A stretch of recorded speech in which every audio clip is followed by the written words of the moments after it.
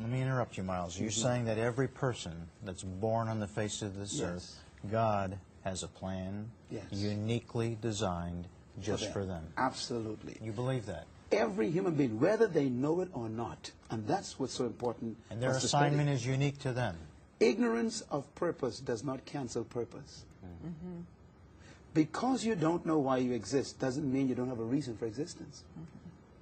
Matter of fact, until you discover your personal reason for being born, your life will be unfulfilled and you will live as an experiment. You'll keep trying things. Here's a statement I always make, and that is the greatest tragedy in life is not death. I found something more tragic than death. Now, people think that death is the ultimate tragedy. Not much after that. That is not true. I believe not that in this life. The greatest tragedy in life, Dave and Barbara, is not death. It's actually life without a purpose.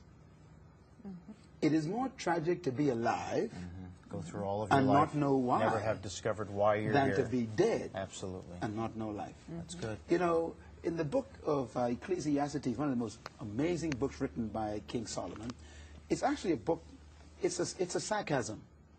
A sarcasm, you know, is really a document that makes fun out of life. Sure. It actually makes men recognize that what they're doing is foolish. And here's what Solomon says in that book. He says, a man without purpose, a stillborn baby is better off than that man. For the stillborn baby doesn't know where he comes from, never arrives, and goes back.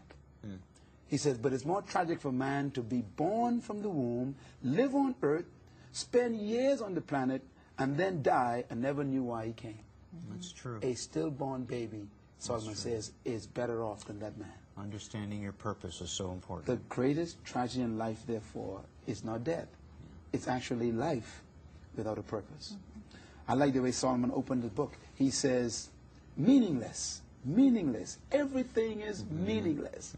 It's a chasing after the wind. And then he says, all men come and go, and the sun rises and sets, and they go to nothing. He says, life is empty. The King James used the word vanity. Vanity means empty of purpose.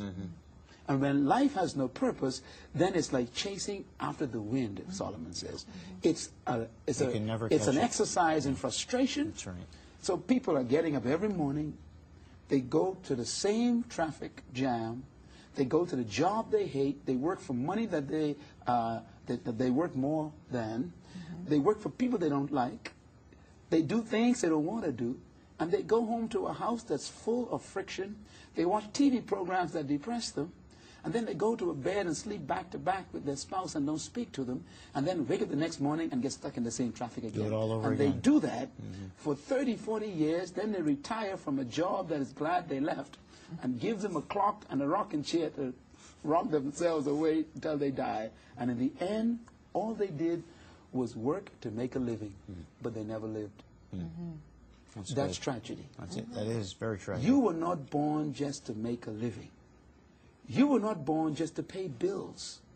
You were not born just to maintain rent. What a tragedy. There's got to be more to your being here on this planet than that. And we're going to talk about that this week. Because you see, without purpose, life has no meaning. Life has no reason. Life has no passion. I was in Brazil some years ago, and I was visiting a beautiful little town in the mountains. And I was walking through the street fair, and I saw these paintings, beautiful paintings on the street. They were selling them. And sitting next to the painting was a man with no hands. And so I'm figuring this guy is sitting here kind of watching the stall for someone. And I said to him, I love these paintings. I'd like to buy one. And he said, sure, you can buy one. I said, where's the artist? And he said, I am the artist. And I looked at him, and he had no arms. And he was sitting on the ground with his legs crossed in the dirt, no arms. I said, that's impossible. How can a man without arms paint such beautiful landscapes? He spun around because he knew I was looking at him in a strange way, and he smiled. He took his toes and picked up a painting brush with his toes. He dipped it in the paint, and continued to paint a half-finished painting with his feet. Oh, my goodness. And there is man finishing these fantastic paintings with his feet. I stood there a few minutes. I was in shock. I was bewildered. Yeah. I was confused. Yeah. And I looked at my arms.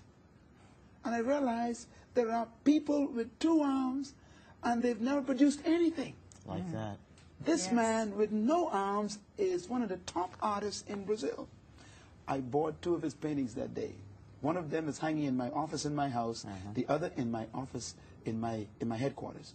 Because I wanted to remember that even if you don't have arms, there's a reason for your life. Yes. This man found his He purpose found his purpose. arms. Yes. Sometimes people say, you know, well, if God loves everybody, why is this person born without arms? Why is the person born without eyes?